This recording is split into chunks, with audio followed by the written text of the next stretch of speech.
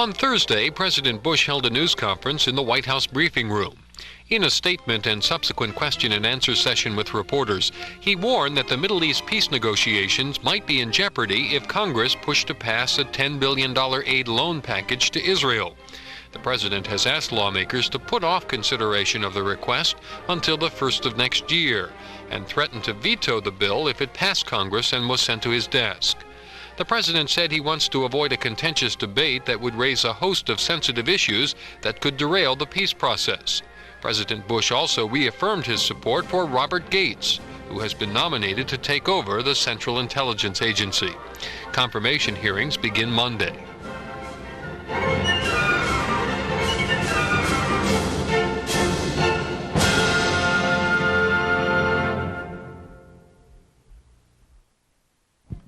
Ladies and gentlemen, the President of the United States.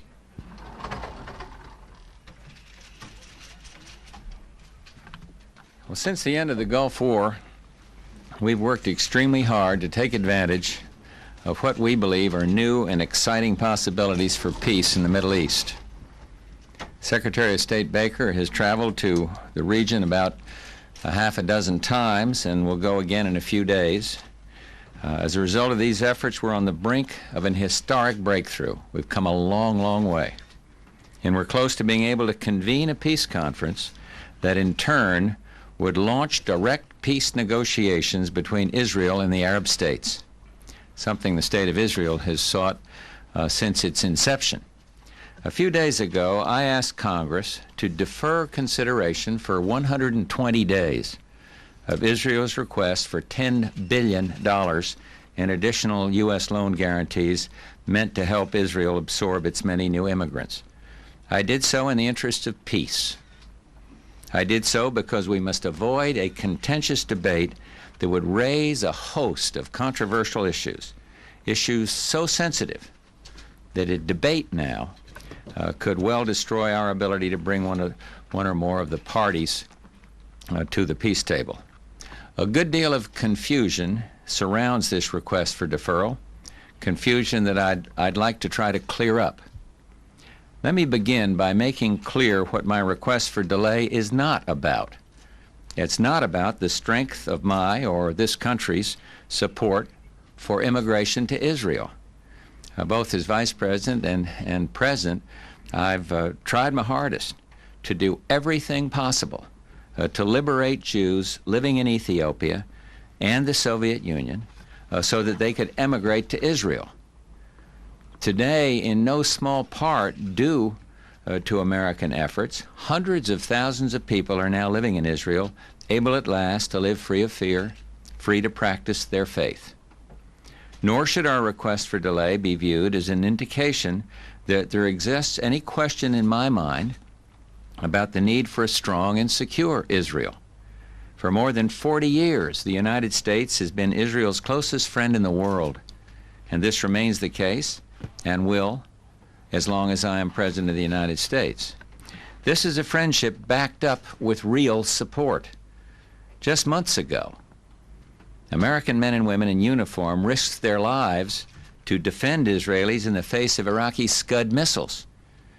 And indeed, Desert Storm, while winning a war against aggression, also achieved the defeat of Israel's most dangerous adversary. And during the current fiscal year alone, and despite our own economic problems, the United States provided Israel with more than $4 billion in economic and military aid, nearly $1,000 for every Israeli man, woman, and child, as well as with $400 million in loan guarantees to facilitate immigrant absorption. My request that Congress delay consideration of the Israeli request for $10 billion in new loan guarantees to support immigrant absorption is about peace. For the first time in history, the vision of Israelis sitting with their Arab neighbors to talk peace is a real prospect. Nothing should be done that might interfere with this prospect. And if necessary, I will use my veto power to prevent that from happening. Peace is what these new immigrants to Israel and indeed all Israelis long for. Their chance for a decent job, a decent life, depends on it. It is our goal to support the welfare of the new immigrants and to have peace, not to choose one humanitarian goal at the expense of the other. Let me end with just one final point. The Constitution charges the President with the conduct of the nation's foreign policy. And during Desert Shield and then Desert Storm, I came before the American people as President asking for the latitude to do what was right and necessary. A good many sincere members of Congress of both parties disagreed at the time. And now again there is an attempt by some in the Congress to prevent the President from taking steps central to the nation's security. But too much is at stake for domestic politics to take precedence over peace. This, I know, is something the bulk of the American people understand. And I'm asking the Congress to postpone this question for 120 days. This postponement is not meant to prejudice in any way what we would do come January. And I'm asking the American people to support me in this request. Quite simply, a 120-day delay is not too much for a president to ask for with so much in the balance. We must give peace a chance. We must give peace every chance. And now I'd be glad to take a few questions. Helen. President, what do you say to people who believe that if there is aid money available, that it best be spent on the millions of Americans who are without jobs and are disadvantaged? Well, that is a question that the American people seem to be raising more and more about foreign aid.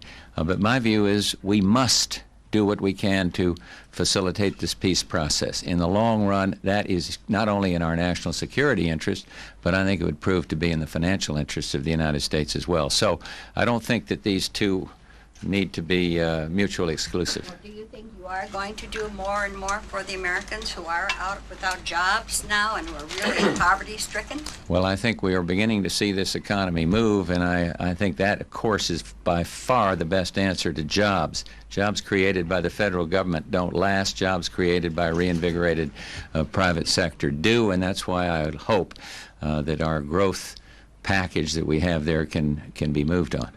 President, Israel yesterday released 51 Arab prisoners, and the Shiite Muslim kidnappers say that they support a comprehensive settlement of the hostage ordeal.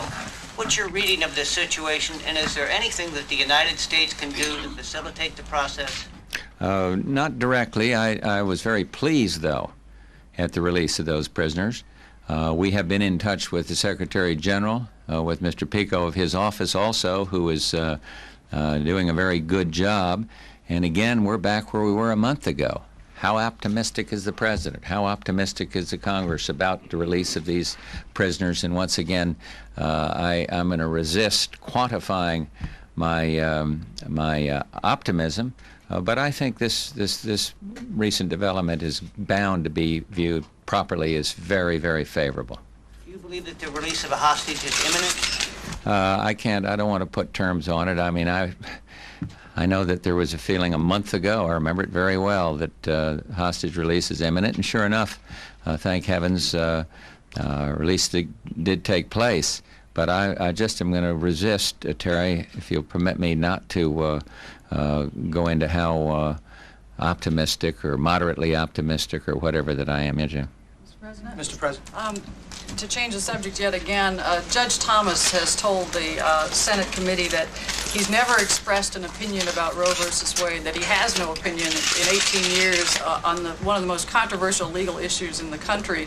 First of all, do you find that credible? And secondly, do you find that something that commends him further to be a justice on the Supreme Court? I think it's a question for the Senate to decide, and I think he's handling himself very, very well. And if you look back to other people that have appeared before the court, there seems to be some similarity in wanting to stay away from prejudging cases. So he has my full support. I think he's doing a beautiful job up there, and again, I don't quantify everything, but I feel more confident than ever that he will be confirmed. And I think that's because American people see that he should be. Are you surprised that he says he has absolutely no opinion No, on this I subject? think he's handling himself very, very well. Mr. Back on President? the question. Yeah, Jim, I'll be right over. Go ahead, Susan. Back on the Ann. question. Thank you. Back on the question of the Israeli loan guarantees. Even many of your Republican supporters on the Hill say that Israel should have had this money a long time ago, and they don't support the 120-day delay that you're asking for. Is there any kind of compromise? Is there any kind of middle ground? You sound very tough today on wanting to hold to that 120. I just sound principled. I'm convinced that that this debate would be counterproductive to peace, and I owe it to the members of Congress to say it as forcefully as I can. I've worn out the telephone in there in one ear, and I'm going to move over to the other ear and keep on it, because peace is vital here, and we've worked too hard to have that request of mine denied. And I think the American people will support me. They know we support Israel. I've just detailed some of what we've done, so there should be no question about that. I am giving the Congress, and I did it with the leaders today, having an opportunity here, thank you, to do it here, to give my best judgment. And I'm up against some powerful political forces, but I owe it to the American people to tell them how strongly I feel about deferral. Are those powerful political forces ungrateful for what you've done so far in a peace process, and why doesn't the peace argument sell with them? I think it will sell, but it's taken a little time, and we're up against a very strong and effective, sometimes, groups that go up to the Hill. I heard today there were something like 1,000 lobbyists on the Hill working the other side of the question. We got one lonely little guy down here doing it. However, I like this forum better, too. What you're trying to do? I don't know. I'm not talking about gratitude. I'm talking about world peace. And we got to get it into a far broader perspective. And that's exactly what I'm talking about, and I think people will understand that. Yes, Jim? President, you said that a contentious debate now could actually keep some parties away from the peace table. Yet the Israelis claim that those Arabs who have indicated a willingness to participate in the peace process have not made the settlement issue a precondition. They say that's your precondition, and as one columnist said this week, it's your obsession. Is that fair?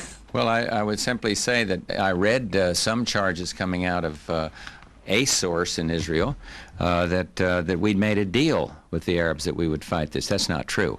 That is factually incorrect. Simply not true. No, it is my judgment, and Jim's and everybody else that's working this problem, and has been for months, that this is the approach we ought to take, because we don't want a contentious debate on settlements or anything else over there at this juncture. We want to get these parties to the table, and I don't think it's asking too much to have 120-day delay. I think Congress should listen carefully to what I'm asking for, and I hope that they will go along with this. And Mr. President, you talked about powerful political forces at work. It sounds like you're feeling the heat from the Israeli lobby. Do you think that there's unfair foreign intervention in the U.S. political process here? No, I don't think. I think everybody ought to fight for what they believe in. That's exactly what I'm beginning to do right here. We've laid back down. We've been lying in the weeds, saying let's not get all these debate subjects going. The best thing for peace is to move the process forward, is to just have this deferral. But I'm going to fight for what I believe, and it may be popular politically, but probably it's not. But that's not the question here. That's not the question, is whether it's good 1992 politics. What's important here is that we give this process a chance. And I don't care if I get one vote. I'm going to stand for what I believe here. And I believe the American people will be with me if we put it on this question of principle. And nobody has been a better friend to Israel than the United States, and no one will continue to be a better friend than the United States. But here we are simply asking for a 120-day deferral, and that's what motivates me. It has nothing to do with lobbies or politics or anything else. Yeah.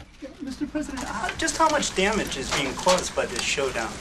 I don't think there's any damage. Laurel Z will be debating something else tomorrow. But I think this one's very important. And that's why I want to be sure that our position is out there. I'm not only half in jest about what's happening up there on the Hill. Listen, there's a tremendous effort going on, and we have had a low profile on this. And I wake up now and see that we better get our message out loud and clear. Does Does this strain itself threaten the peace process? No, had nothing to do with the peace process, in my view. I mean, what would happen? The result was what would strain it, not the debate. Loss of trust, sir? I mean, do the Israelis trust you as much as they did? Well, you have to ask the Israelis that. I can't tell you about that. All I'm doing is expressing the foreign policy of the United States of America. And we're going to say what we think is best. And if they agree, fine. They got to worry about their priorities. But I think many people there want to see this peace process go forward. The polling numbers in Israel are overwhelming in support of the peace process. And so what I'm trying to say is, listen, to the degree America's judgment and leadership and matters, listen to what we say, how strongly we feel about this. And I think the people there will respond. I think the American people will respond. So have you made a commitment to the Israelis and to the Congress that if the delay is acceded to, that you will support the loan guarantee unequivocally and with no further condition? What was that? Have you made a commitment to the Israelis and to their supporters in the Congress that if they agree to the delay, that they will that you will then support Absolutely the loan? not. That would undermine everything. I proposed that the question be considered in 120 days without any objection on our part, and that in principle the concept of absorption aid, a principle that we backed up by $400 million this year, will still be a valid principle. But to agree to something of that nature would be just the same if I feel it's detrimental to the peace process as presented now. That kind of agreement would be equally detrimental to the peace process. I'm really going to have to run. Yeah, Charles, and then I'm going to Philadelphia here in a minute, and then got something else I got to do before I go there. Domestic agenda. We're going. Israel wants this peace conference as much as you do, and yet it's Israel that submitted this request to you. Have they put you in a difficult position, and does this say something about their less than genuine interest? Well, you can't judge by statements from one or another in the cabinet in Israel. You got to look at the whole picture. And there have been some disquieting statements by one rather flamboyant minister that I'm sorry I didn't get asked about, because I've just been aching to answer the question. But we're not not going to answer anymore. But I'm just simply saying we're not judging it on a statement here or there. I take the Prime Minister at his word when he says that they feel it's in their interest to have a peace conference. And it's not been an easy decision for him, but he's taken that decision, and to his credit, he reaffirmed their interest in the peace process just less than 48 hours ago. So those are the statements we ought to look at, and in that one, why I was quite reassured. But again, Charles, we are the United States of America. We've got our policy. We should say clearly what our policy is. And I want this peace process to happen.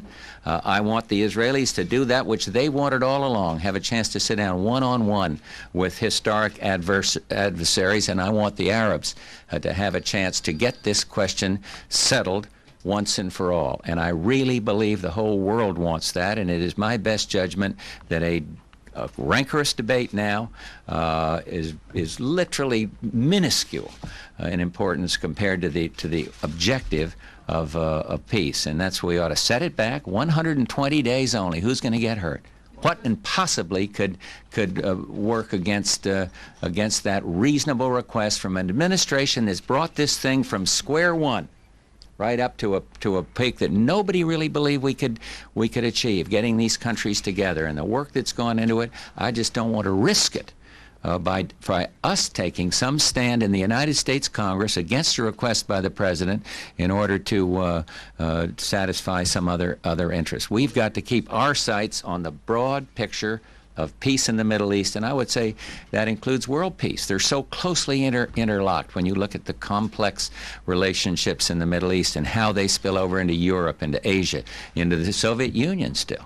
So we're talking about a major chance now for one more tremendous step towards peace. We've seen the evolution of the Soviet Union. We've seen the defeat of aggression over there in Iraq. We've seen democracy on the move in our hemisphere, And here is a last place that really needs this peace process to go forward. Just a quick follow-up was, if this goes through, which Arabs could you no longer count on? I'm not going to define that at all. It's just our judgment that it would be very detrimental to the peace process. I can't help you with individual company. Listen, I got to go, honest.